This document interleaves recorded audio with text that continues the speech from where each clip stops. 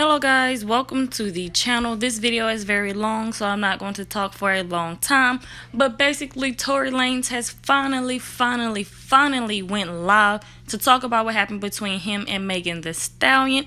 While he was live, Megan Thee Stallion even responded, and here's what she had to say. She said this ninja is genuinely crazy. So basically, I guess she's trying to say that he crazy and that he lying. But anyways, like I said, I'm not going to talk too long so you guys can watch the full live. Let me know what you think about this video down in the comment section below. And here go the live. And I hope you guys enjoy.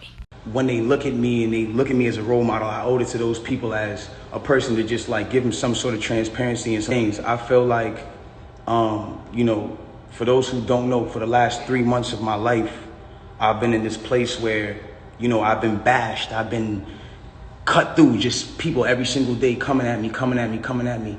And it's crazy because the whole thing about it is like when this whole debacle or whatever you call it came about, the whole time it's like she knows what happened, I know what happened, and we know that what you're saying and what the alleged things and the alleged accusations of my name are not true. It's falsified information, it's false information, and it's not accurate information.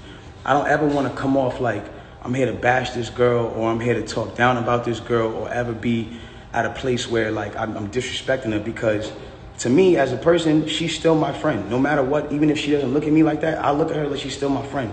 In the times that we were together or around each other, we've had nothing but joyous moments and good moments. So I'm not going to sit here and bash her. But at the same time, it comes to a certain standpoint of me as a person where it's like, yo, do y'all want me to just sit here and just allow my name to be assassinated, my character to be assassinated, everything that I worked for to get here to just be assassinated for something that I did not do, something that the events that are being said are not even accurate and accurately being portrayed to everybody, the narrative that's being created to make me come off like I'm some monster is now what I'm having to live through for 3 months straight of just people just coming. And it's like, yo, I'm not here to beg no sympathy from nobody. I've never been one of those people. I'm not a person that's sitting here like, yo, everybody feels sorry for me. Like, nah. Because at the end of the day, if I did what they're saying I did, then by all means, I would say the same exact thing about me. I say that nigga's a bitch ass nigga. He doesn't respect females. He's a fuck boy. And that nigga deserves no respect, period. I've never been a person that all of a sudden, is everybody all of a sudden like, yo, he's this guy who doesn't protect black women. And he's this guy who, but it's like, he's this guy who doesn't care about black women. That's what the narrative is now switched into and certain things like that. And it's like, hold on, I need y'all to really back this up. When have I not showed out for black women? Every single one of my videos, the lead girl is black. From Say It to Love to now. Like, when have I not showed love to black women? I made 5 chicks tapes about black love, about a black relationship, about a ghetto relationship at that. Like, you feel me? Like, when did I become this person? Like, my favorite song on the last chicks tape that I put out was Beauty in the Benz. And that was a record that with Snoop Dogg that I loved. And instead of me even being inside of the video, like really take me in for a second. Instead of me even being in the video, and this is before all this, instead of me being in the video, I made the video all about the empowerment of black women. There's nothing but different types of black women in the video, all shapes, sizes, colors, ages, that just shows the love in what I'm doing. And it's like all of a sudden a narrative comes out with no factual evidence, and all of a sudden I'm the bad guy. And it's like, yo, I get it. You know what I'm saying? Like, I understand, like, and I support the whole movement of protecting black women, but I want to speak on something. And sometimes, I know I'm not always in the right place to speak on things, but this is something that I went through, and so I feel like I'm able to speak on it. I am all for protecting black women. That is something that is one of the most important things that needs to be taken serious, and awareness needs to be brought to. And regardless, if this debacle, regardless of what you guys think happened, if this situation caused you guys to pay more attention and more awareness to protecting black women, then I'm fine that I had to be dragged through the dirt for that. But I want y'all to understand something. It's a problem when it becomes that protecting black women doesn't mean to protect black men. That doesn't make sense. From the beginning of time, when you really think about how this works, like from the beginning of time, we've been taught to be with our own heritage, and from the beginning of time, we've been taught to be with our own heritage. White man and white woman, white girl and white man. Spanish man, Spanish woman, Indian man, Indian woman. When you guys start making it like put black men down and protect the black women, I'm not saying you guys, I don't mean to make it like, oh, you're attacking, but when we as a whole make it protecting black women means putting down black men, then it comes to a point where it's like, okay, well, who's going to protect black women? Who is supposed to be protecting black women? It has to be black men. It's not the white man. It's not the Spanish man. It's not the man who, it's not none of those. It's not the Chinese man. It's not none of those men. It's black men. It's black men. And I'm not saying that black men aren't the people who in times who aren't the people who inflict certain issues and mental issues and certain things that girls go through. Like black men are very much the cause of a lot of things that women go through because of, at the end of the day, like the way we were raised, certain standpoints. Maybe we didn't have a parent around. Some things were just not here to, whatever the case is. But at the end of the day, it's like you got to remember at the standpoint, if the man is supposed to be, and I say this loosely because I don't want anybody to take this out of context. If the man is supposed to be the head and a woman is supposed to be the neck, y'all got to think about this. In order for the head to move, left, right, whatever it is doing, it needs the guidance of the neck. It needs the guidance of the woman. In order for me to smell and use my 5 senses on my face, for me to lean in or whatever the case is, I still need to use the neck. I still need to be guided by a woman. So regardless, it's like I don't feel like I should be torn down. If anything, before y'all know the story, like learn the story first, learn the factual parts of the story first, and then come at me and be like, yo, you need to fix this and fix that if that's what you feel like I did. But instead I'm being torn down for a narrative that's like, now I'm the poster boy for I don't like black women. But anyways, let's get into this. I want to get into this because it's very important for me to just say this. I'm not here to bash this woman. I'm not here to come down on this woman. I'm not here to disrespect her or throw her under the bus. But it comes to a certain standpoint where I just can't let my character be assassinated for things that are not even really true. Like, and for falsified narratives and information. Let's start this off.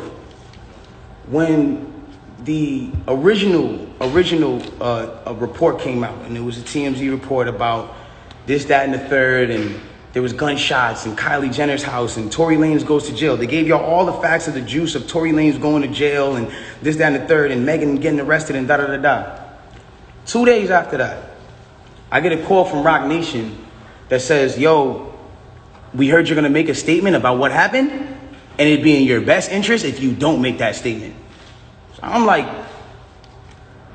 oh, okay. I don't understand what the issue of me telling my fans, like, yo, look, it's not that serious of a deal. I went to jail for whatever. It's like, I didn't get for that 2 days why that was an issue. 2 days later, the TMZ report come out.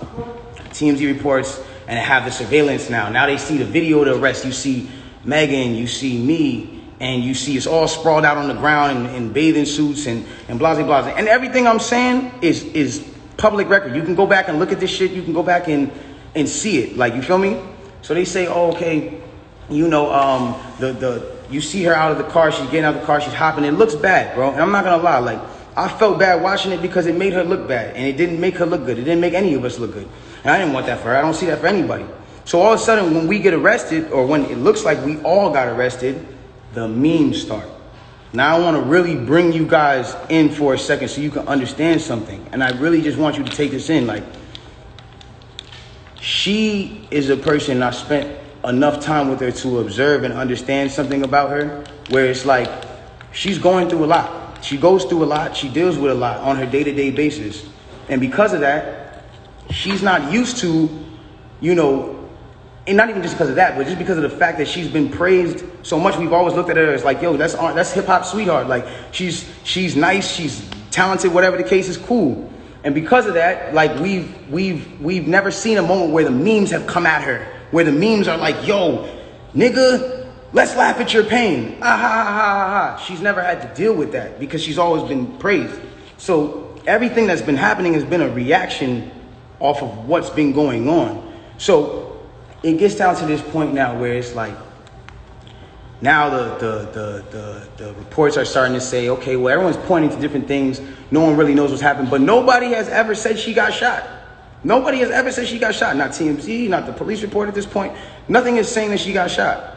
Soon as she sees herself on video with the bikini and the things like that, and it looks bad, she then comes out and says, yo, the narrative of me getting cut by glass, it's just not true. She doesn't point at nobody or anybody or say anything or anything like that. She just says the narrative that whatever came out of me being cut by glass is not true. I was shot in my feet with the intention to harm me and put harm and danger upon me, right? So, okay, cool. Like, all of a sudden, the affiliates of her circle start pointing like little subliminal fingers, like count your days and like I won't be around and you shooting at feet and like little funny things that they start doing.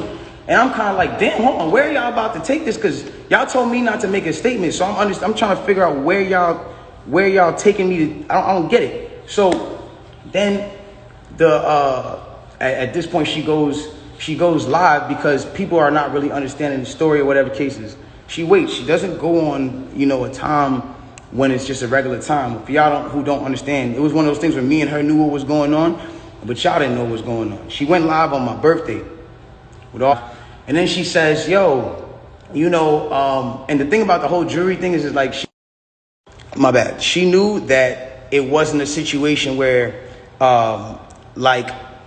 she knew she had to do certain sympathetic things, I guess, to push the narrative. And I don't know who told her to do certain things like that. And I'm not the one who's trying to ever point the finger at anybody. But when it really comes down to it, it's like, you went on live on your birthday and then you said, on my birthday, and then you said, I got shot in my foot and it didn't hit no bones or tendons. So everybody's looking at this. And again, the internet is a sick place. This is a place where people don't give a fuck about you. They do what they do. They antagonize and they do what they do. You go in and you see you get shot in your foot, no bones or tendons. The internet goes into an outrage because some people are like, hold on, how you not get shot? How you get shot in your foot and it don't hit no bones or tendons? Like, whoever is watching this, if you need to go on Google and look at a foot anatomy of bones and skeletons and tendons, you realize there's 30 bones in your feet and 100 tendons, some crazy number like that, right?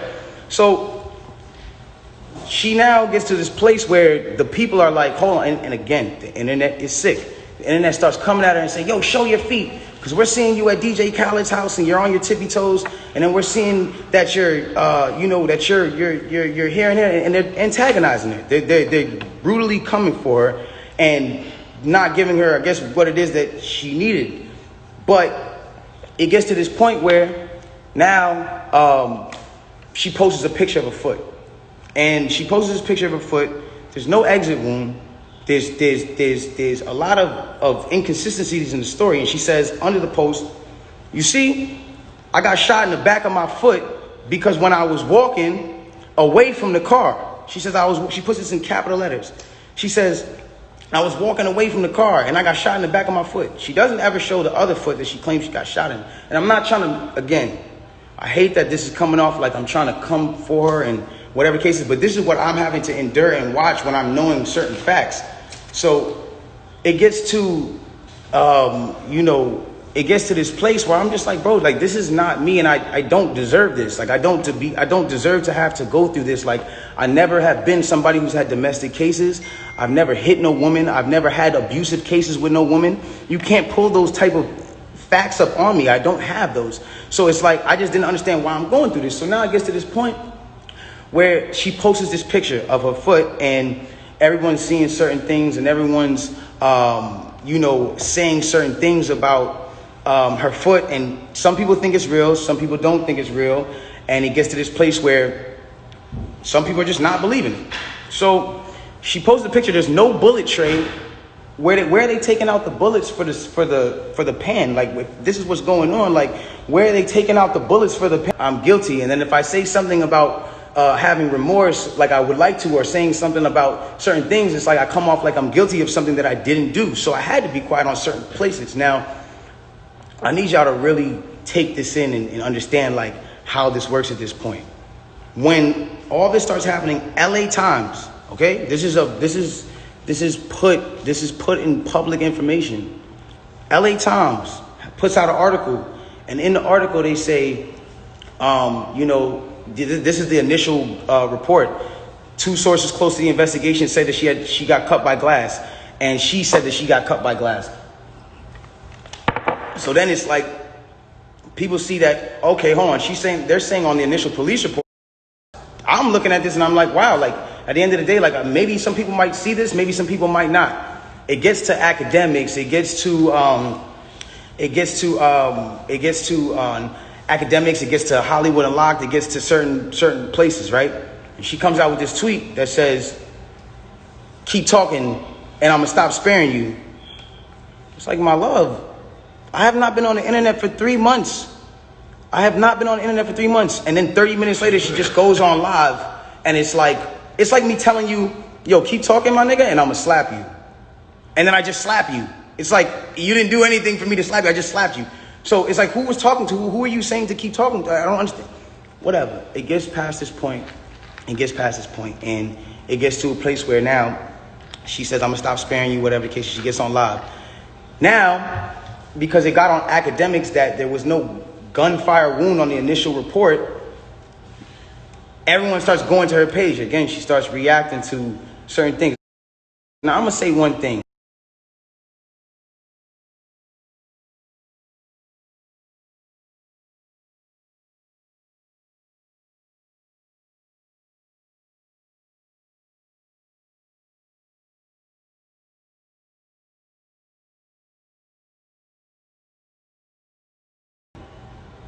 I'm not getting mad at her or whatever it is, because you could be highly susceptible to people around you that feel like parental guidance, to believing that it is parental guidance, and you go with it.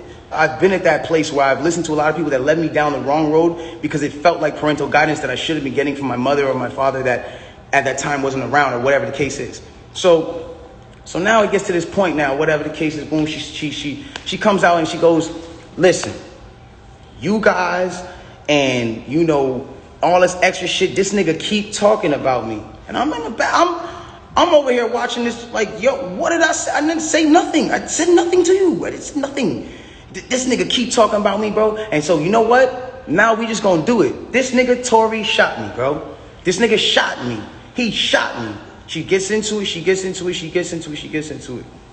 This nigga shot me. She starts breaking down the story. And I want y'all to pay close attention to how she breaks down the story. Okay? Really pay close attention. She breaks down the story and she says, yo, I'm arguing. I'm in the car. I'm arguing with this nigga. I'm tired of arguing with this nigga. We get into a heated argument. I'm trying to protect this man. I'm at a cotton mouth like a motherfucker smoking on it. You then say, oh, well, I was trying to protect this black man, so I never said nothing. I didn't want them to shoot me. I didn't want them to kill me. Okay, but when me and Kelsey and Quan were over there being questioned, you were in a stretcher. No one is going to shoot you in a stretcher. You had plenty of time to tell the cops that you were in danger. You had plenty of time. I'm not protecting somebody who just heinously shot me after a conversation that we just had. My mind is not on protecting you. I'm bleeding from my feet. I'm thinking about protecting my own life and I'm in danger. Why would you not say that with 2 feet bleeding from 2 bullet holes? From what you're saying? I don't understand that. And then there's this whole narrative of, you know, like, I didn't want to put this black man on you know, I didn't want to get him in trouble. Like, you know what I'm saying? I'm protecting this man and he keeps talking. And so now, you know, he keeps getting his media team to start doing certain things to make me look incredible and to smear me. And to make him look good and to make it look like I'm not. Hold on. Ladies and gentlemen, have I been around in the last 3 months saying anything? Have you seen in the last 3 months one article that made me look good during this? One? Have you seen it? You haven't seen it nowhere. Because at the end of the day, my PR team is not out here playing with my jeopardy of my life and freedom. Y'all are doing this for the internet. This is my life. I'm the only person with the case. So at the end of the day, when you sit here, y'all, my son, even if I know, regardless of what I know, it will come to light in the